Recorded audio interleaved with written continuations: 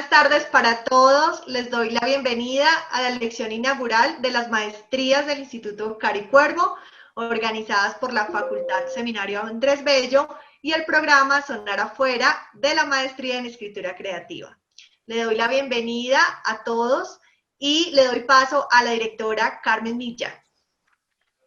Buenas tardes en esta tarde un poco fría, o como diríamos en Bogotá, chirosa.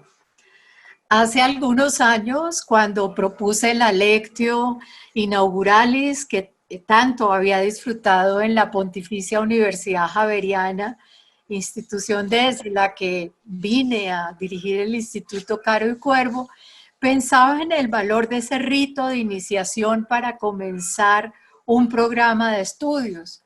Me parecía y me sigue pareciendo la tradición de la Lectio, la apertura del corchete o paréntesis vital que abre el comienzo de un camino académico que se cerrará con el grado, en el cual, de acuerdo con la ritualidad anglosajona, se escuchará un commencement speaker. La persona del commencement speaker es alguien cuyo significado en la vida pública se supone que va a ofrecer a quienes se gradúan el umbral hacia la polis, hacia el mundo fuera de las aulas. ¿Cuáles aulas? Se preguntarán ustedes si estamos en el no lugar de las clases virtuales sincrónicas. Y tendrán un poco de razón. Sin embargo, lo que celebramos hoy en esta lectio es el inicio de una comunidad de sentido, un espacio para inventar, es decir, para pensar.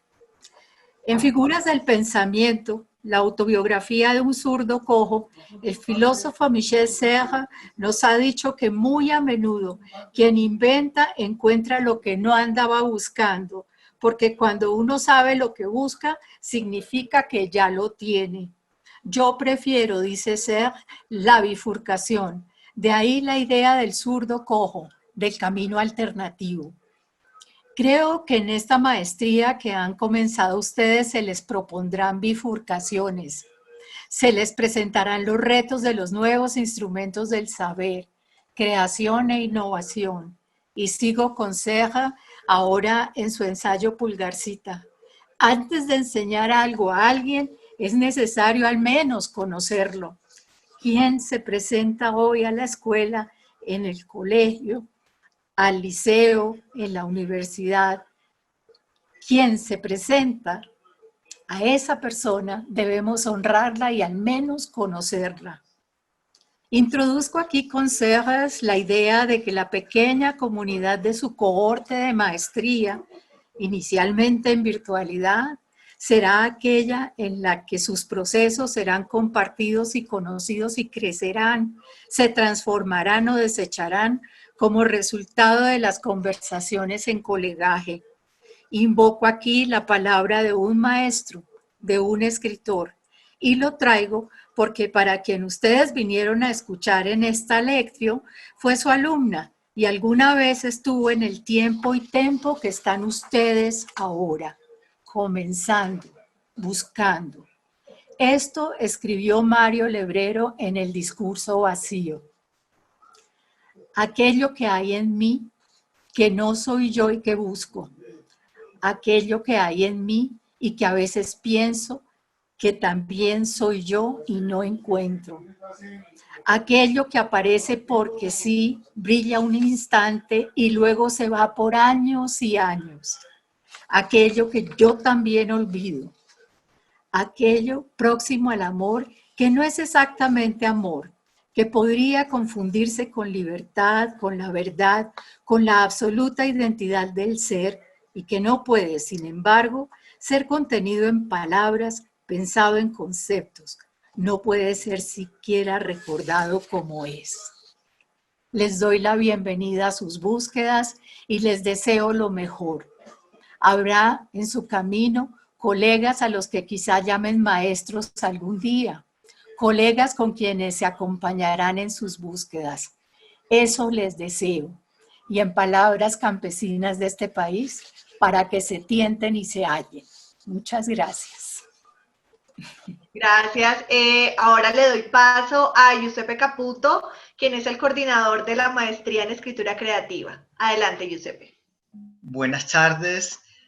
Un saludo muy especial a nuestra directora. Gracias por esas palabras y que así sea, que empiecen todas las búsquedas o que sigan todas las búsquedas.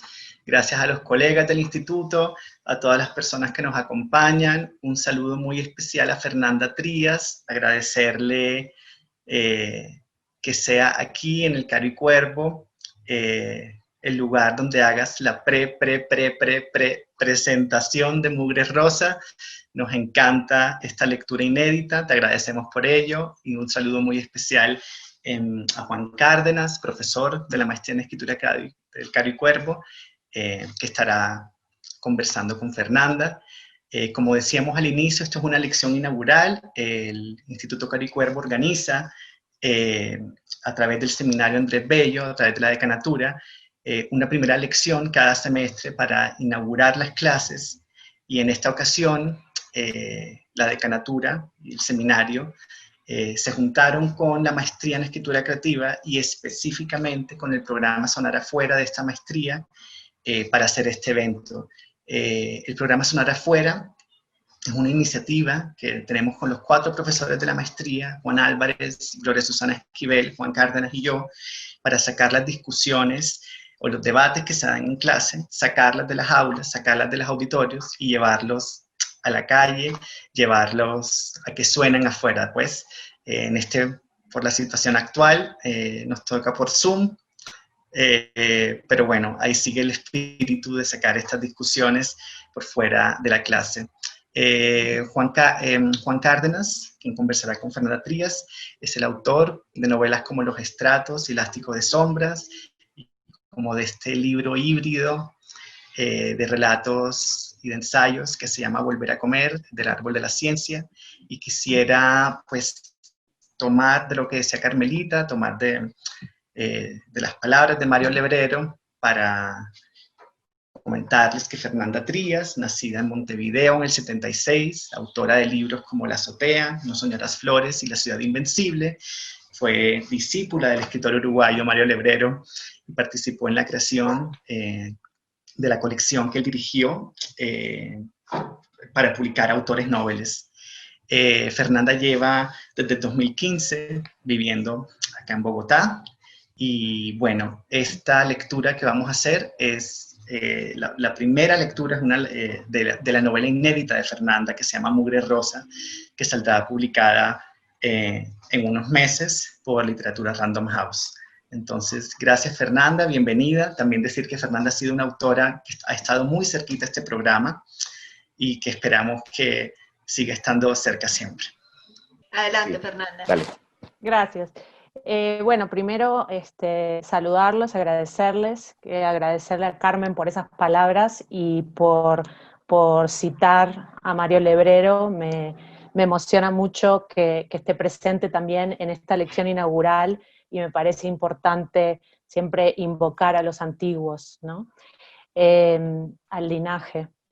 También quiero agradecer a la maestría en escritura creativa, a todos los profesores por haberme invitado a inaugurar este semestre, y entonces mandarles un saludo muy especial y una bienvenida muy especial a todos los estudiantes de maestría que empiezan este semestre atípico, pero que seguramente va a ser fructífero. Entonces, sí, la idea es que yo empezaría leyendo unos fragmentitos y luego cuando me invites leo el segundo fragmento. Juan. Perfecto. Bien. Voy a leer, en principio, un pequeño fragmento que no va pegado al segundo fragmento, pero que me pareció importante para que ustedes pudieran tener una sensación de unidad. Entonces, voy a hacer una pausa en un momento para encontrar las páginas que siguen. Bien, empieza así. El comienzo nunca es el comienzo. Lo que confundimos con el comienzo es solo el momento en que entendemos que las cosas han cambiado. Un día aparecieron los peces, ese fue un comienzo. Las playas amanecieron cubiertas de peces plateados, como una alfombra hecha de tapitas de botellas o de fragmentos de vidrio. Brillaba, con destellos que herían los ojos. El ministerio mandó a los trabajadores de la basura a limpiar las playas. Los peces ni siquiera aleteaban, estaban tiesos desde hacía rato, incluso antes de que el agua los expulsara. Los hombres vinieron armados con palas y rastrillos, pero sin tapabocas. Durante todo el día fueron amontonando los pescados, palada tras palada, hasta formar pirámides resplandecientes sobre la arena. El sol aún brillaba en el cielo. Eso otro que habría de comenzar aún no había empezado. Las pirámides parecían espejismos, tiritando en la resolana de la tarde. Después llegó el ejército. Envolvieron los pescados en grandes redes y subieron los costales a un camión. Se los llevaron. No dijeron a dónde. Con Mauro no podía hablar mucho y eso alteraba la ecuación. Me sentía torpe y desarmada. Al principio, cuando recién lo conocí, no podía pensar en él como algo distinto de su enfermedad. Su condición de niño enfermo lo definía y no le daba derecho a hacer otra cosa. Yo todavía trabajaba en la agencia y había empezado a cuidar a Mauro los fines de semana para pasar el menor tiempo posible con Max. Aún vivíamos juntos, pero nuestra relación no era más que una madriguera del rencor. Él se sentía atrapado conmigo, yo me sentía traicionada. Vivíamos para honrar a los niños que habíamos sido y que ya ni siquiera se parecían a nosotros. Uno de esos fines de semana se me ocurrió llevar a Mauro a comer afuera. En la mesa de al lado una niña se lo quedó mirando. Él comía con una ansiedad que eliminaba toda idea del disfrute, pero la niña no lo miraba por eso. No tendría más de 3 años y quién sabe qué cosa le atraía de la manera en que Mauro manipulaba una servilleta y la doblaba en tantas partes como fuera posible. Yo le había enseñado que un papel nunca podía doblarse más de 7 veces, no importaba el tamaño que tuviera, y él se había lanzado a la tarea de comprobarlo. Junto a la niña, el hermano mayor comía abstraído en un videojuego. Los hombros se le curvaban hacia adelante como si quisiera meterse dentro del aparato. La madre, cruzada de brazos y con su comida intacta, lo taladraba con ojos de indignación, pero el muchacho ni se daba por enterado. La mujer resopló y giró para ver qué intrigaba tanto a la niña. Entonces vio a Mauro. Le analizó los brazos adiposos, la papada que le desfiguraba el cuello, las manos pequeñas e hinchadas, inusualmente veloces. «Sebastián, deja ese aparato», dijo de golpe. Lo dijo con tanta firmeza que el muchacho levantó la mirada y se encogió de hombros. «Igual ya perdí», dijo él, y apoyó la consola junto a su plato. Pero ella seguía mirando a Mauro, ahora con una expresión más suave, tal vez de alivio, tal vez de superioridad. Sus hijos tendrían problemas, sí, pero eran problemas normales, pequeños dolores de cabeza. Solo tenía que poner límites, ser firme y a la vez blanda para que no la acusaran de mala madre. ¿Cómo encontrar ese equilibrio? Se esforzaba por sobrevivir a la maternidad, ese campo minado que no te permitía ningún movimiento sin el riesgo de hacerte volar en pedazos. Pero entonces veía ejemplos como el de Mauro, pobrecito, y eso le ofrecía la posibilidad de poner todo en perspectiva. La mujer seguía analizando a Mauro. Se le había formado una mueca de miedo en la boca. Yo iba a decirle algo, pero justo en ese momento la niña apretó fuerte el pomo de ketchup y un chorro grueso cayó sobre el plato y sepultó sus papas fritas. «¿Qué estás haciendo?», dijo la madre. Se había alterado de nuevo. La niña tenía los dedos embadurnados de rojo y se los mostró a la madre como si la saludara. «¿Qué querés, Micaela? ¿Vas a comerte todo eso? ¿Querés terminar?» En este punto bajó la voz casi al volumen del susurro y se agachó para quedar a la altura de la cara de la niña. «¿Como ese nene?» Entonces sí me levanté. La mujer habrá notado algo porque quedó inmóvil, aferrando una de las manitos sucias de la hija. «El niño está enfermo», estuve a punto de decir, y fue ahí que me di cuenta. Necesitaba justificarlo, necesitaba convertirlo en un síndrome para aplacar el nerviosismo ajeno y, supongo, también el mío. Mauro no escaparía nunca. Yo sí, yo podía huir, desentenderme y reducirlo a una anécdota. Él sería para siempre el recipiente que contenía la enfermedad. Con el tiempo empecé a pensar en su síndrome como un impostor que le había tomado el cuerpo. Ni siquiera era un gen que dominaba su hambre, sino la ausencia de uno, un pedacito de información faltante en el cromosoma 15, la niña bonita. A primera vista había sido un bebé como los otros, solo que sin fuerza para succionar, los músculos laxos, la cabeza floja, un futuro monstruo, incapaz de saciarse. ¿Cómo será sentir hambre constante? Un hambre que avasalla e impide cualquier otro pensamiento. La necesidad vital de apagar la voz, de llenar un vacío incomprensible. Hasta los 3 años Mauro había sido el orgullo de la madre, un niño redondo y feliz, lento de aprendizaje, sí, pero de esos niños que no le hacen asco a nada. Comía brócoli, aceitunas y polenta. Pero algo había pasado un día. Ella volvió a la cocina y lo encontró comiéndose un pollo congelado, recién sacado del freezer. Mauro masticaba el mazacote de piel blanca y granulosa, cubierto de escarcha, y ni siquiera la halló entrar. Él no piensa en mí ni en vos, va a decirme un día que aún parece lejano, solo piensa en su próxima comida. Es desmedido el ego de quien bautiza una enfermedad incurable con su propio nombre. La enfermedad nunca les perteneció a quienes jamás conocieron el agujero del hambre en su propio estómago, el llamado irrefrenable a masticar paredes, a tragar basura. Aquel día salimos del restaurante y bajamos las 3 cuadras hasta la Rambla. Era sábado, y toda la ciudad se había precipitado a disfrutar del sol, no por las razones que hoy sabemos, imposibles de anticipar, sino porque era comienzos de mayo y cada día de buen tiempo era algo así como un error de cálculo. La gente corría o andaba en monopatín, iban vestidos con ropas que no se correspondían con la época del año, como si habitaran en los intersticios de ese error de la naturaleza. Mauro se sentó en el banco de hormigón de cara al río. Supongo que se sentía pesado, que su estómago hacía un esfuerzo para expandirse y retener dentro toda esa comida, pero no lo notaba. Un crucero se dirigía hacia el puerto, y en el horizonte se veían otros barcos de carga. Mauro los contó. Jugamos a eso. Era un día normal, no era el comienzo de ninguna cosa. Unos meses después, las algas fueron tomando el río y la superficie se tiñó de morado. Un fenómeno bello. Íbamos a la Rambla a verlo, no lo creíamos peligroso. El río ya no era marrón o verde según la ilusión óptica del cielo, sino que aparecían secciones completamente rojas, a veces una franja resplandeciente a lo largo del horizonte, a veces un círculo morado, como si del agua subiera una lengua de fuego. Nuestro río convertido en una alfombra de retazos, en un espectáculo de luces. Los niños aplaudían, los adultos sacábamos fotos. Mauro parecía hipnotizado por el mar en llamas, pero la euforia no duró. Unas semanas después aparecieron los peces muertos. Fue entonces cuando el ministerio mandó a los buzos a inspeccionar el lecho del río. Hasta ahí, Juan. Bueno, gracias Fernanda por este fragmento.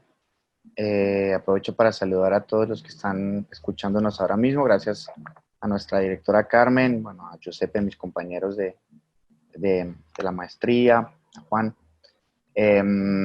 Y a vos, Fernanda, pues por estar aquí participando de este evento. Tengo que decir, esto es una opinión personal, pero sé que compartimos todos en la maestría, que es un privilegio que una escritora de la trayectoria y del talento de Fernanda Trías viva en Colombia, haya decidido quedarse con nosotros. Es un placer y un privilegio que esté entre nosotros enriqueciendo la conversación.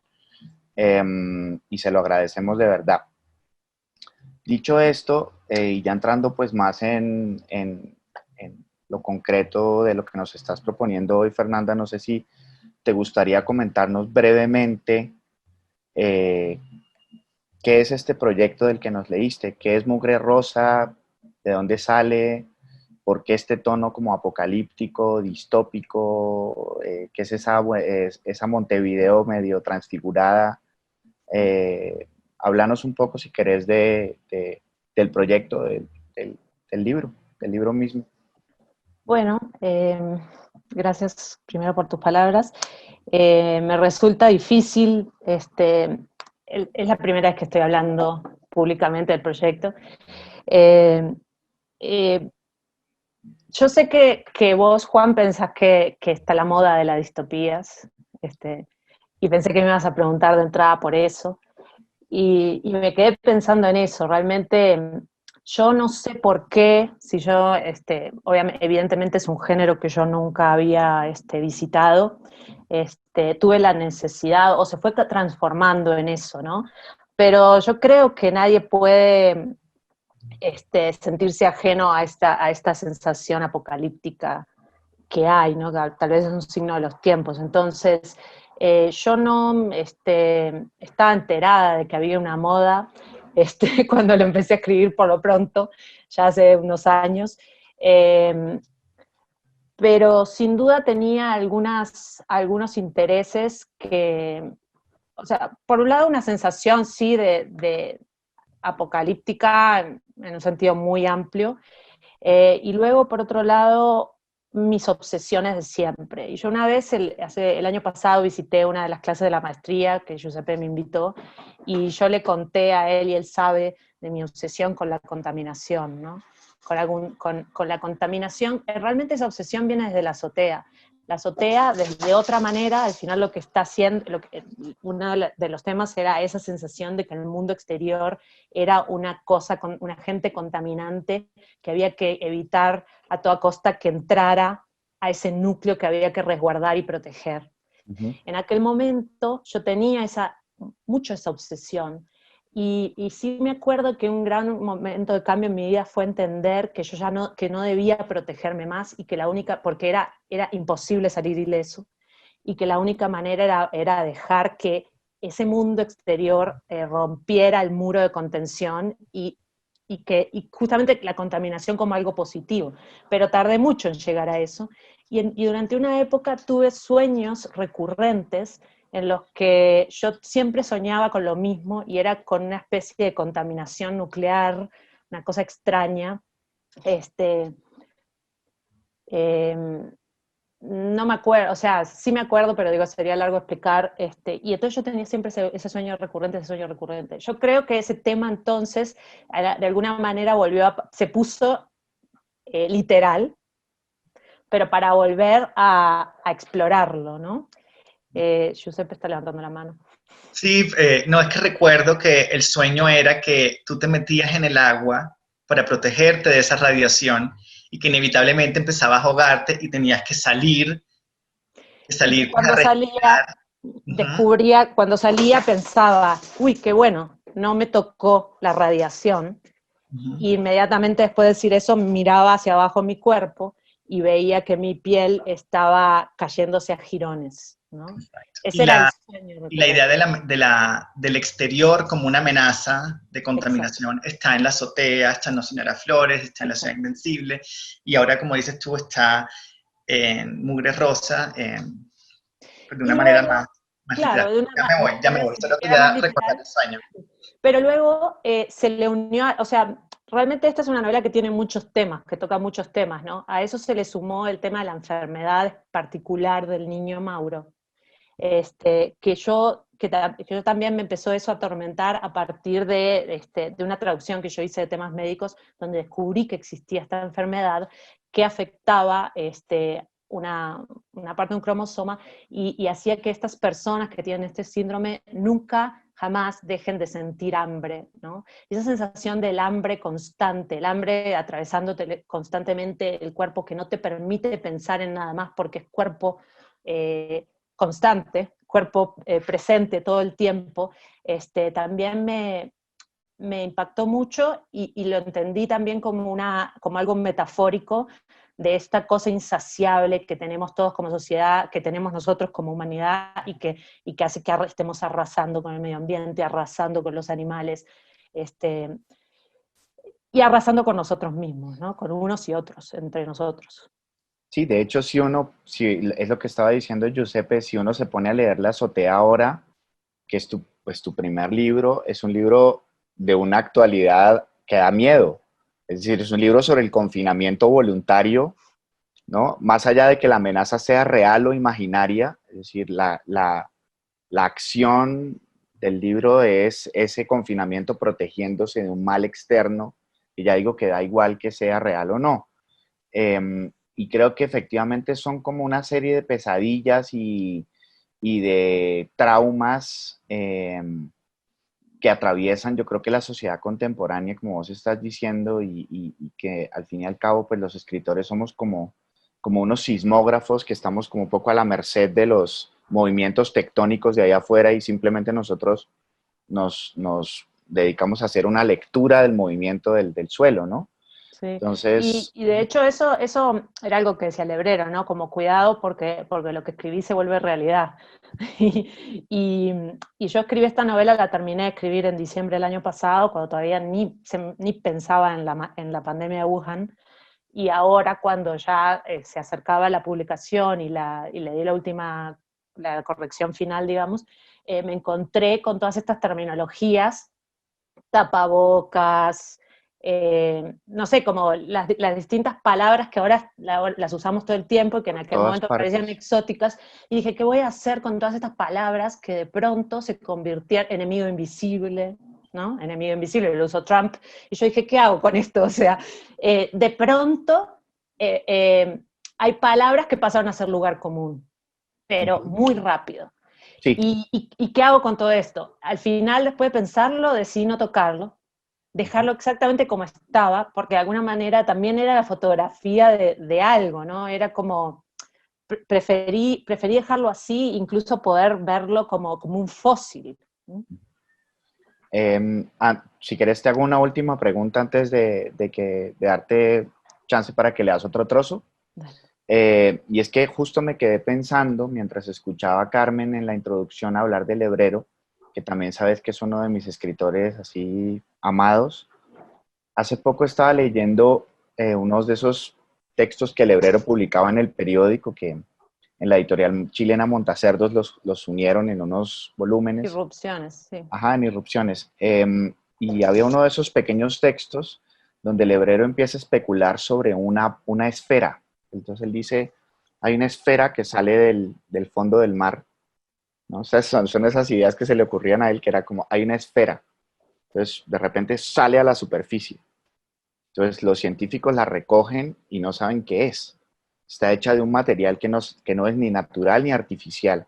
La esfera no parece tener ninguna función. No hay, ¿no? Entonces, la esfera es un absoluto misterio, pero también es una cosa absurda, es un misterio vacío, es una esfera, ¿no? Y yo pensaba también que justo ahora recordaba ese trozo y pensaba que también es algo que recorre tus libros de cierta manera. Cada libro parece tener como una cierta esfera, ¿no? Que irrumpe y alrededor una esfera vacía, completamente sin función, sin propósito, no se sabe de qué material está hecha, no se sabe de dónde vino, no se sabe si es un mensaje que mandaron, no se sabe qué es decir, hay un misterio que organiza en cierto modo toda la acción y todo lo que está sucediendo alrededor. Y es como que si todo el libro estuviera direccionado a rodear esa esfera, a rodear ese misterio. En este caso, obviamente, está lo que estamos hablando, ¿no? La contaminación, es decir, es raro porque casi como en ningún otro libro tuyo tenemos casi todos los elementos como para juzgar de dónde viene la amenaza, ¿no?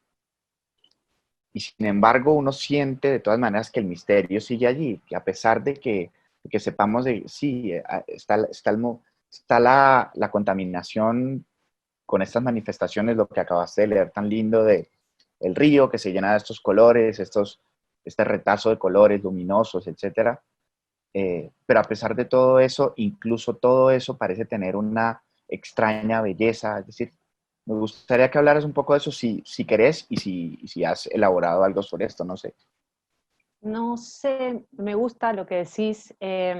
Supongo que lo que decís de esa esfera, de ese misterio que no se resuelve, también yo puedo seguir el hilo, las miguitas tipo pulgarcito, y llego a la azotea otra vez, ¿no? Porque esa obsesión, y en La ciudad invencible está la imagen del hombre invisible que se le echa la sábana encima, ¿no? Como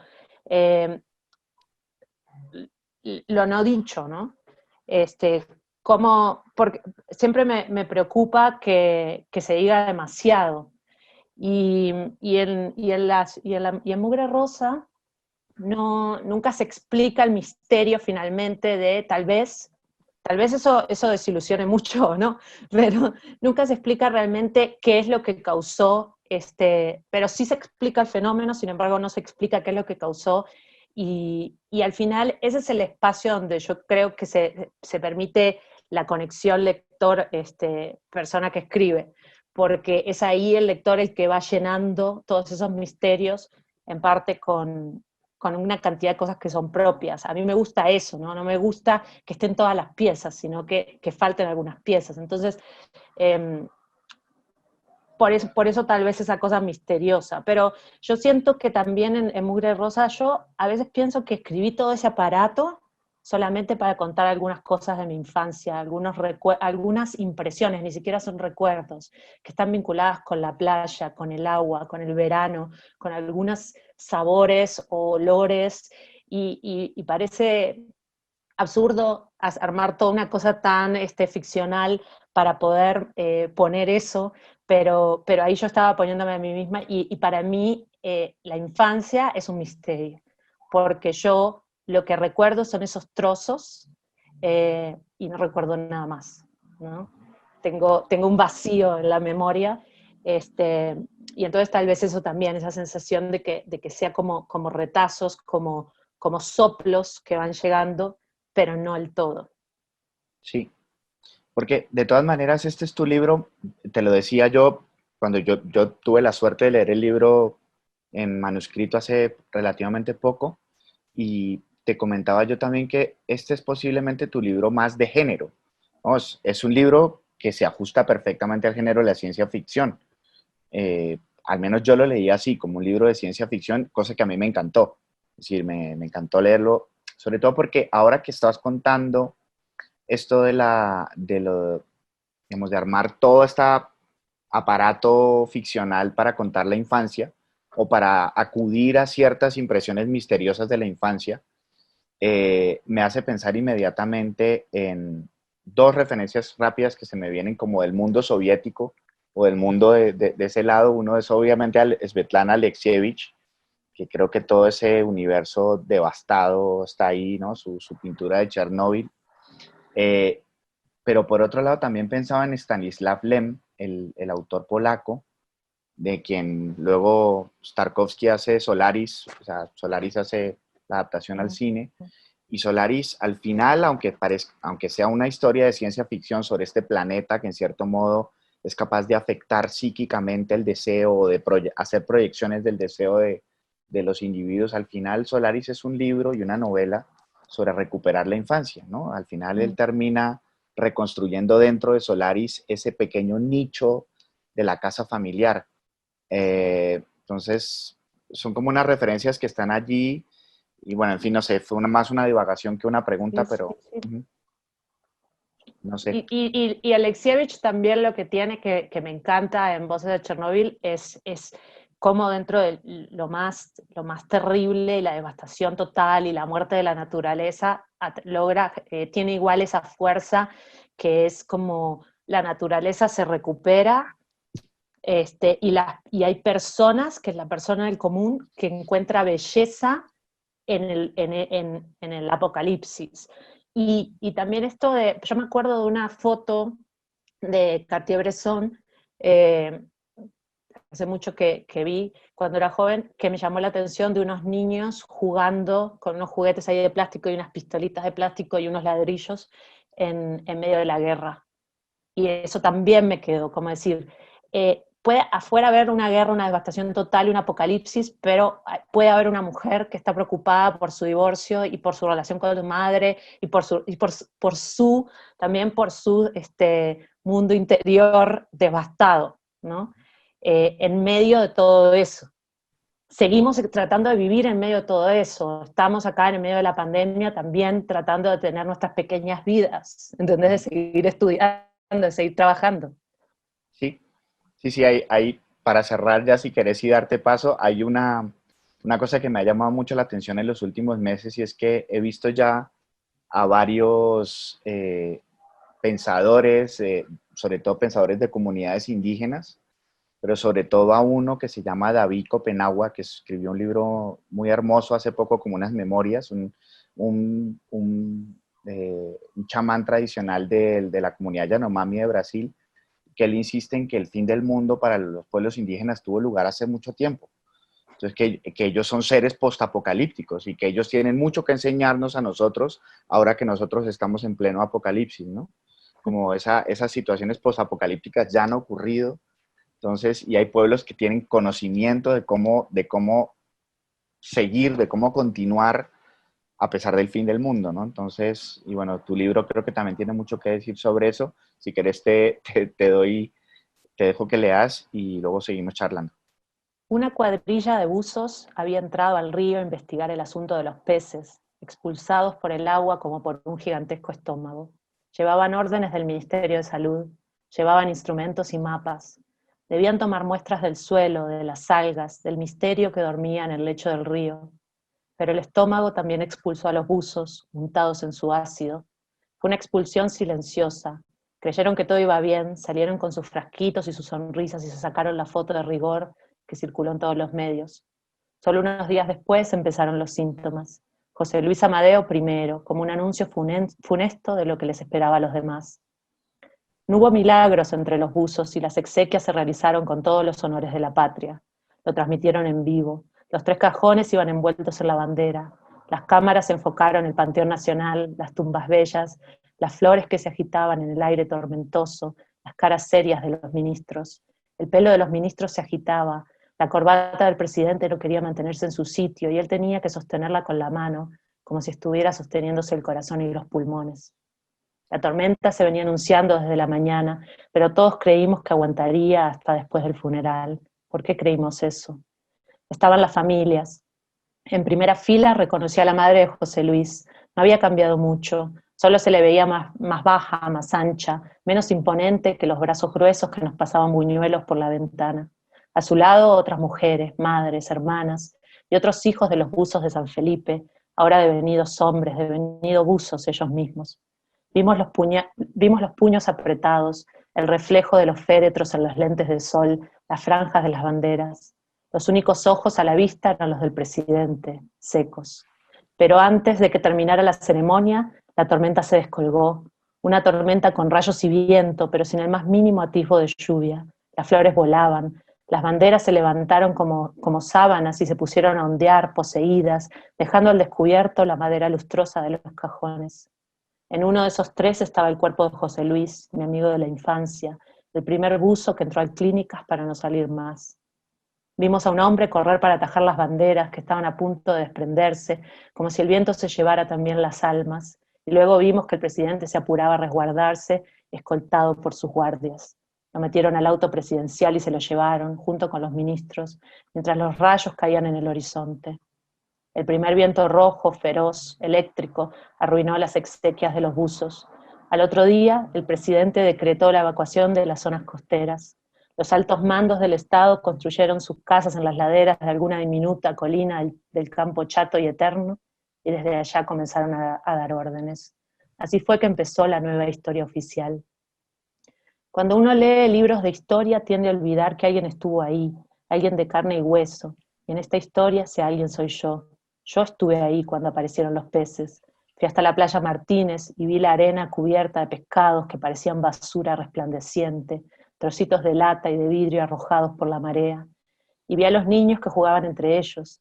Habían bajado y caminaban en esa arena nueva, hecha de carne, pisando con cuidado, agachándose para observar de cerca las bocas abiertas y los ojos secos. La ola minúscula venía y los arrastraba hacia adentro, dándoles por un momento una ilusión de vida, para luego arrojarlos como cualquier botella vieja nuevamente hacia la arena. Muchos otros pescados flotaban en el agua, se había saturado la arena y las olas ya no podían deshacerse de todos. Yo vi jugar a los niños sin máscara ni traje y vi a los adultos rebuscar entre los peces de la orilla alguno que todavía estuviera boqueando y llenar sus baldes. Recién cuando llegaron los del ministerio echaron a los niños y precintaron la zona. Eso salió en la televisión, la cinta amarilla rodeando la playa y la gente amuchada detrás, curiosos pero a salvo. Yo vi al presidente en cadena nacional anunciando la evacuación de los barrios costeros. Ante todo, calma, dijo. El Ministerio de Salud está trabajando. Pero la gente ya no escuchaba, porque se había puesto a correr por sus casas, a armar valijas, desenchufar electrodomésticos, amontonar dinero y joyas, la plata en rollos gordos que metían entre la ropa y la piel sudorosa, los billetes mojándose dentro de los calzones o del sutién o de las medias, los dedos que no aguantaban más anillos, las manos como un carnaval de pulseras. Y cuando la cadena nacional se terminó y empezó a sonar el himno, la gente estaba cargando los autos, tapiando ventanas, descolgando sus marinas de las paredes. Estaban abrochando el cinturón de seguridad de sus bebés y arrastrando como podían a sus ancianos, aunque ellos dijeran que preferían morirse donde habían nacido. ¿Por qué todos queremos morir donde nacimos? ¿Para qué? Si de todos modos ya nada será igual, ya todo habrá mutado hasta convertirse en un territorio desconocido. Arrastraron a los viejos, así tuvieran que romperles la cadera para llevárselos. Luego la ciudad colapsó. Los autos quedaron atascados en el único y monstruoso embotellamiento de la historia del país. Yo lo vi. estuve en el único y monstruoso embotellamiento de nuestra historia. Solo que yo miraba desde la vereda, parada junto a muchos otros que también habían salido a presenciar el espectáculo, a ser testigos de algo que aún no alcanzábamos a entender. ¿Cuántas de esas personas seguirán con vida? ¿Cuántas habrán terminado en clínicas? Ah, pero aquello era un verdadero espectáculo, había que verlo. Un sofá patas arriba en el techo, una aspiradora saliendo por la ventanilla, un colchón amarrado a la vaca junto a una bicicleta infantil, las caras pegadas a los vidrios, las manos sucias de los niños contra el parabrisas de atrás, los perros ladrando por las rendijas de las ventanas y el concierto de bocinas. La caravana siguió así, atascada, avanzando lentamente, tanto que parecía una ilusión óptica de absoluta inmovilidad, pero avanzaba. A los 3 días las calles volvieron a vaciarse, las cámaras de televisión mostraron las carreteras silenciosas, llenas de la basura que la gente había tirado por la ventanilla, y el caos se trasladó a otra parte, a donde yo no estaba ni estuve, no estoy. Se convirtió en una historia ajena, contada por otros que a su vez dijeron yo estaba ahí. Así ocurrió. Hasta ahí. Gracias, Fer. Te quería preguntar ahora mientras te escuchaba, pensaba que tu obra sigue muy inscrita y anclada y creo que ese siempre va a ser como su superficie de inscripción, su anclaje en la tradición rioplatense. Pero no puedo evitar pensar que tus imágenes del apocalipsis le deben mucho, en cierto modo, a tu presencia en Colombia. Eh, tus imágenes de la devastación, sobre todo esta especie como de, acabas de leer esta especie de enumeración de la devastación, ¿no? Parece como un salmo de la devastación.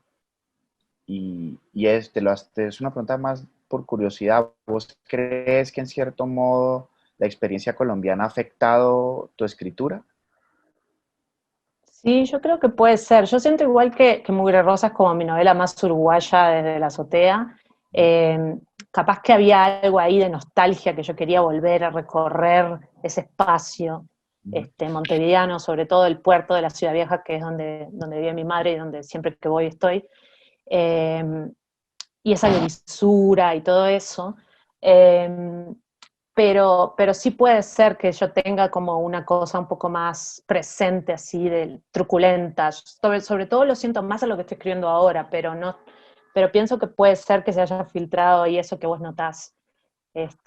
Igual pienso que los colombianos no pueden entender el chiste de que haya habido un único y monstruoso embotellamiento, porque no pueden imaginarse un país como el mío, donde jamás hay embotellamientos, ¿no? Donde no existen los trancones.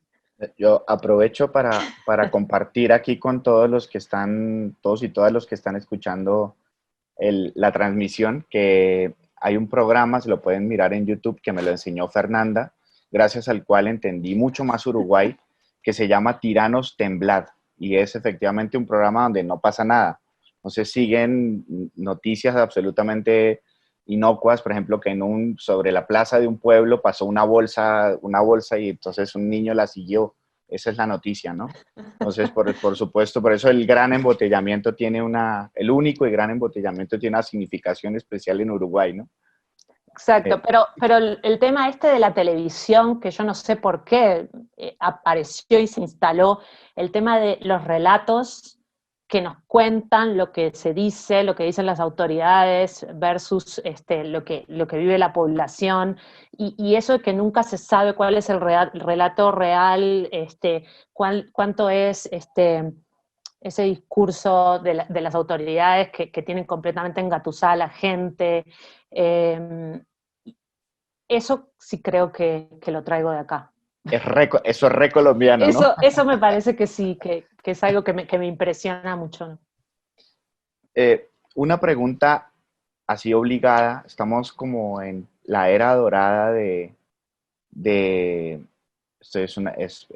perdón, no quería sonar irónico porque lo creo de verdad. Es la era dorada, digamos, de la explosión de escritoras en América Latina, ¿no?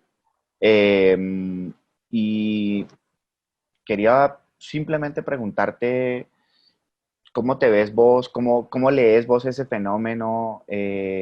Si crees, ¿cómo crees que está afectando eso en Colombia o en el resto de América Latina? ¿Cómo lees y cómo te ubicas allí respecto a ese fenómeno? A mí el fenómeno, yo lo celebro el fenómeno. Como todo, siento que irá decantando, que irán decantando las voces más interesantes y como en todo fenómeno hay que meter mucho más nombres de los que luego irán decantando y irán quedando. Pero también a veces me siento como muy vieja en el sentido de que cuando despertó ya estaba allí, o sea, yo ya estaba allí. Cuando ocurrió el fenómeno yo ya estaba allí hace rato y lo vi ocurrir. Y eso también, ¿no? Como un poco lo que leí recién, ¿no? Alguien siempre vio ocurrir lo que sea, ¿no? Y tener esa conciencia de que estás viendo un momento que hasta hace poco no estaba y que se ha transformado, que la realidad se ha transformado frente a tus ojos. A mí a veces me parece increíble porque cuando yo cuento cómo yo viví en el 2000, en el 99, lo que fue ser una escritora mujer en Uruguay y en América Latina, siento que no importa cuánto lo explique y lo exagere, no, gente joven no lo entiende, ¿no? Este, pero bueno, en realidad sí celebro que la multiplicidad de voces, sí celebro que se abran todos esos espacios, este, y ahí entre todas esas voces estoy yo. Yo no sé si Giuseppe quería preguntar algo, que lo vi levantando la mano hace un rato, o era mi impresión. Sí, no, era para complementar que estaban hablando de Chernobyl y de esta idea de que el mundo sigue o la vida sigue después del apocalipsis, que en uno de los testimonios que consigna Alexievich en ese libro, que se llama un monólogo de un dolor de muelas, sobre un dolor de muelas, y es a propósito de un texto de Leonid Andreyev, de un hombre que se pierde la resurrección de Jesús porque tiene un dolor de muelas. Y uno de los sobrevivientes de Chernobyl recuerda ese cuento para decir que él entendía que estaba pasando algo importante, algo grave, algo histórico, y que sin embargo él solo podía pensar que su esposa lo había dejado. Eso era solamente para recordar ese testimonio cuando Fernanda habló de esta mujer que es la protagonista de Mugre Rosa, que en medio de toda esta gran contaminación de estos vientos rojos, de estas algas que llegan a Montevideo, está la mujer tratando de resolver pues toda esta tensión histórica con su madre y con su expareja, pues. Sí, solo era eso. Y lo tuve presente eso durante la escritura, sí, sin duda. Y hablando justamente de influencias, quería volver al tema de la literatura rioplatense. Si si querés que mencionemos un poco también cómo son tus vínculos con esa tradición, o sea, saliendo obviamente del espacio del hebrero. Normalmente, yo creo que allí yo rápidamente trazaría como una rápida distinción. Creo que se suele asociar la literatura rioplatense como con la literatura fantástica, pero también como con una literatura muy cerebral, pero creo que eso deja por fuera todo un enfoque del fantástico que no tiene nada que ver como con las cavilaciones de Borges o no, esta cosa como más eh, con las alegorías más cerebrales de Borges y como con esos vínculos con la gran tradición, sino como, vamos a decirlo así, como con una especie de iluminación humilde que tiene, por ejemplo, la literatura de Lisberto Hernández o incluso el propio Netti, ¿no? Habría como toda esa parte más que a mí me gusta llamar menor, porque para mí menor no es un adjetivo peyorativo. Yo lo menor lo entiendo como algo potencial, algo que está eh, palpitando allí, incluso de manera mucho más fuerte que aquello que parece gran literatura, ¿no? Entonces, no sé si te gustaría hablar un poco Y de esos vínculos. Sí. sí, el lado B. A mí me gusta, vos le decís menor, a mí me gusta decirle el lado B de la literatura, que es un poco un término que acuñó un amigo mío, acuñó no, pues que utiliza un amigo mío, Roberto Strafalle, en Argentina, para mencionar a todos estos que también podríamos decir que son los raros latinoamericanos, porque a mí no me gusta pensar los raros como una cosa uruguaya, sino que yo la veo todo a través de América Latina, y Sí, sí. en todos los países encuentro los raros, lo que más me interesa es encontrar esos raros. Sí, yo creo que por un lado, en esta grisura y en esta cosa un poco montevideana que yo intenté captar, está Onetti. Ujú. Onetti, sin duda, es como... nadie quiere levantar el guante de Onetti, nadie quiere, no queremos, no nos animamos. Entonces, como que las afiliaciones se van por otros lados. Pero, pero para mí, bueno, lo que pasa es que yo no puedo evitar pensar Onetti, para mí Onetti también es una velocidad. Entonces, ¿no? Entonces yo, acá en estos fragmentos que leí, no aparece el tema de la niebla. Yo quería pensar la niebla y toda esa especie de cosa pantanosa como una velocidad. Pero en este universo de Mugre Rosa, para mí, yo si tuviera que nombrar a alguien, nombraría a Saer. En el Limonero Real yo ya lo había escrito, y yo después cuando leí el fragmento del Limonero Real, donde habla sobre un recuerdo que tiene el protagonista, que va con el padre a una isla, a la isla donde luego iban a construir la casa, pero que en ese momento es una cosa, un islote ahí, Sí. totalmente lleno de maleza. Lo lleva, van en una canoa atravesando esa niebla impresionante, y llegan, y lo deja ahí mientras se va a buscar no sé qué cosa el padre, y deja al niño solo ahí, el niño muerto de terror, envuelto por la niebla y como engullido por la niebla, y él imaginando todo tipo de amenazas. Impresionante, y yo creo que realmente ahí en Mugre Rosa hay varios guiños al Limonero Real, y admiro profundamente a Saer, la verdad. Sí, yo comparto con vos esa admiración. Mi novela de Saer en todo caso es glosa, no es El Limonero Real, pero El Limonero Real es un novelón, sin duda. Em, y bueno, me dicen que ya tenemos que ir cortando, así que pues termino dándote las gracias de nuevo, Fernanda, y a todos los que acudieron a esta lección inaugural. Muchas gracias a nuestra directora de nuevo. Y si alguien quiere tomar la palabra para hacer algún cierre, o Giuseppe, o los anfitriones, Claudia. Gracias, Juan Cárdenas. Gracias, Fernando, Juan, y gracias otra vez a la directora y a Claudia, y pues, ya, me despido. Gracias a ustedes. Bueno, hay unas preguntitas, voy a darle paso a unas preguntas, por favor. Entonces, Efra pregunta o dice, esquizofrenia y soledad se confunden en la extraña belleza de los textos apocalípticos, pero ¿cómo explicar el temor a la incertidumbre que las genera? Toma, agárrate esa, Fernanda. Yo tengo que responderlo. No sé, porque al final para mí la escritura es hacerse esas preguntas, no responderlas, realmente. Yo empiezo a escribir con una serie de preguntas, y explorar las preguntas es hacerlas, es plantearlas, es ponerla ahí, y dejar abiertas un montón de respuestas. Entonces yo lo que creo es que tal vez la lectura de este libro y de otros y de todos, te dé una respuesta para eso, ¿no? Entonces yo creo que viene por ahí. Yo no puedo responder. Gracias. A ver, Juan Cárdenas, esta pregunta. Carlos Borja pregunta, ¿qué pueden decir sobre el uso del ritmo en la literatura? ¿Las imágenes excesivas detienen la fluidez de la narración? Pues lo que le puedo decir a Carlos Borja es que si está interesado en cómo funciona el ritmo en la narrativa, se anime y se inscriba a nuestra fabulosa maestría de escritura creativa. Dedicamos muchísimas de nuestras sesiones a pensar sobre la cuestión del ritmo dentro de la narración, sobre la relación entre la imagen y el ritmo.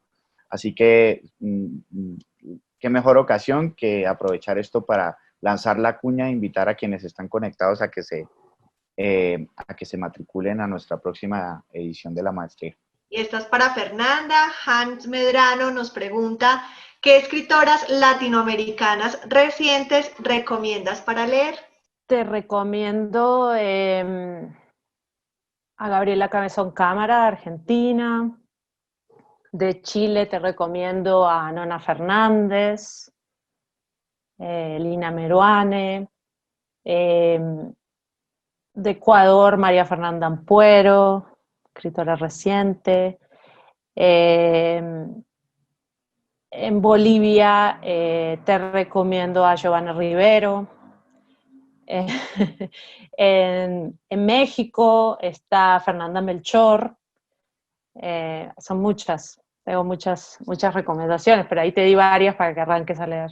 Vale, y finalmente Cristian dice, esta sensación de la historia como algo que alguien vive y esa necesidad de ofrecer un testimonio parece clave en los fragmentos, pero ¿hace parte de las motivaciones de la autora?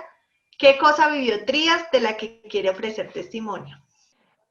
Sí, eso sí, realmente sí es uno de los temas que están ahí subyacentes realmente. Todos estamos siendo testigos de todo, ¿no? Lo que pasa es que no nos damos cuenta. Y adquirir conciencia de eso me parece interesante. Al final, ¿por qué contamos cualquier cosa? Siempre de alguna manera es como decir, yo estuve aquí. ¿Por qué cuando somos adolescentes o niños dibujamos nuestras iniciales en el tronco de un árbol? O en la cama del hotel, no sé, o en la mesa del colegio dejamos grabado nuestras letras. Es aquí estuve yo y fui testigo de esto, fui parte de esto. Me parece que es algo supremamente humano. Entonces, yo no tendría como no me animo a decir que yo quiero dejar testimonio de nada, más que de mi propia sensibilidad, ¿no? De mi propio paso por el mundo como una mirada más, una mirada que tocó el mundo. Bueno, muchísimas gracias a Fernanda, a Juan Cárdenas, a Giuseppe Caputo, a la directora Carmen Millán, al decano encargado Fandiño. Muchísimas gracias a todos por estar aquí el día de hoy. Este evento será luego editado y puesto en nuestro canal de YouTube, entonces para que lo ubiquen. Y bueno, bienvenidos a todos los estudiantes. Le doy paso a la directora que tal vez quiere darles ya un último mensaje a los estudiantes que comienzan esta nueva etapa estudiantil. No, que bienvenidos y bienvenidas todos y todas y todes, y que ojalá nos podamos dar un abrazo, aunque sea con el codo, porque eso está como muy aburrido. Gracias, Fernanda. Gracias a ustedes, gracias por la invitación y que tengan un genial semestre. Eso sí, eso sí. Bueno, un abrazo. Bueno, hasta luego a todos. Muchas gracias.